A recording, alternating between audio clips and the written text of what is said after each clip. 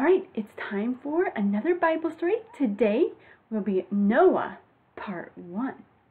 All right, so can you tell me who were the first man and woman that God created?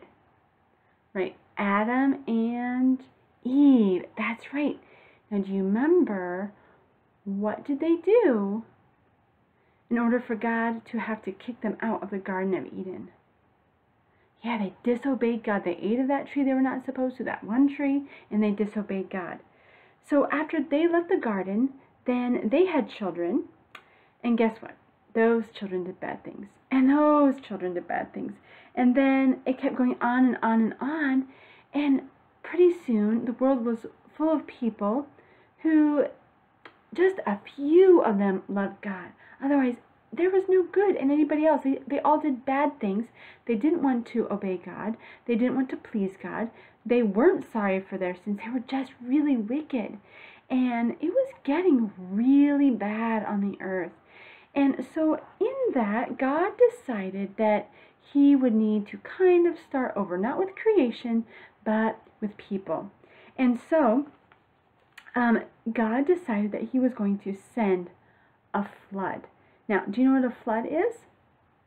Okay, yeah, a flood is where it rains a lot and it covers the grass, it covers trees. It sometimes can be so deep it covers housetops, the roofs, the chimneys. It can get really deep.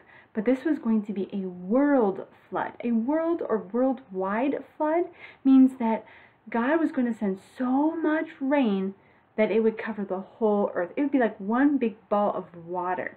Okay? That doesn't sound very hopeful for the people living on the earth. But there was one man who loved God, and he believed God, and that man's name was Noah. Okay? And Noah loved God, and he obeyed God and did what was right.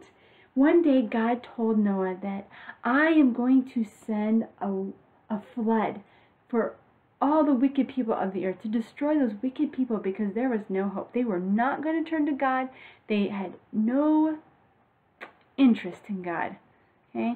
So, God told Noah all of this, and he also told Noah to build a very, very, very, very, very large boat. It was probably about the size of a football field. If you've ever been to a football game or watched it on TV, those football players, they have to run a long, long way across the football field. That's a huge boat. In fact, it would be called an ark. It's kind of a special name for it. But God told Noah that he wanted him to build this ark. It was going to be made out of gopher wood. It was a type of tree, gopher wood. And that there would be many rooms inside of it. That's interesting. Lots of rooms. Well, God told Noah exactly how big to make it and to cover it with a sticky tar to seal it up so that the water wouldn't leak through the cracks of the wood. Now, as the sticky tar you could think of like bubble gum. It's very sticky, it's very thick, and if you plug a hole with it, the water won't leak through. So now don't try that at home, but that's kind of the way you can think of it. So Noah, he obeyed God, and God told Noah, I will protect you and your family. When the flood waters cover the whole earth, you will be safe inside the ark. I want you to put animals in the ark too. See, God was caring about the animals too, to keep them safe. And he said, I will send 2 of every kind of animal to you, and you will put them in the ark, and there'll be a male and female of every animal. That means a boy and a girl who would eventually one day have babies, and that's how we would keep having animals on the earth. And he told Noah, you must bring lots of food for you and all the animals on the ark. So kind of think of it as a zoo on a boat. That'd be kind of crazy. A zoo on a boat, and Noah and his family were going to be the zookeepers. That's a pretty big job. Pretty smelly, pretty loud, but that's what they were told to do. So this was a huge job, and Noah believed God and obeyed him. Noah's whole family probably helped build the ark. Noah had 3 grown sons named Ham, Shem, and Japheth. You can find this in the book of Genesis in the Bible. Okay, in chapter 6 through 9, you can have your family read it. But yes, Ham, Shem, and Japheth, and they had wives. And then there was Mrs. Noah, I don't really know her name, but they would have all helped build the ark. Now, people around them would have seen what they were doing, and maybe they asked questions they were a little curious too, but when they found out that Noah was building an ark or a boat, they actually thought he was crazy, because there's no lake or ocean to sail it in. Not then. There was nothing around them. And so they thought Noah was crazy. And Noah tried to explain to them what he was doing, and that God was going to send this huge flood, and that people were going to die if they didn't ask God for forgiveness and were sorry and try to, we say, turn their life around. That means turn it in a good way. Make good decisions now and love God. But the people didn't listen. By the way, it took Noah and his family 120 years to build the ark. And you should look in your Bible to see how old Noah was at this time. He's pretty old, but he doesn't look like it. Things were different back in Bible times. People lived a lot longer back then. So the people did not listen to Noah, and finally Noah and his family, they finished the ark. They gathered all the food and other items that they would need in order to survive and live on the ark. Then this is the really interesting part.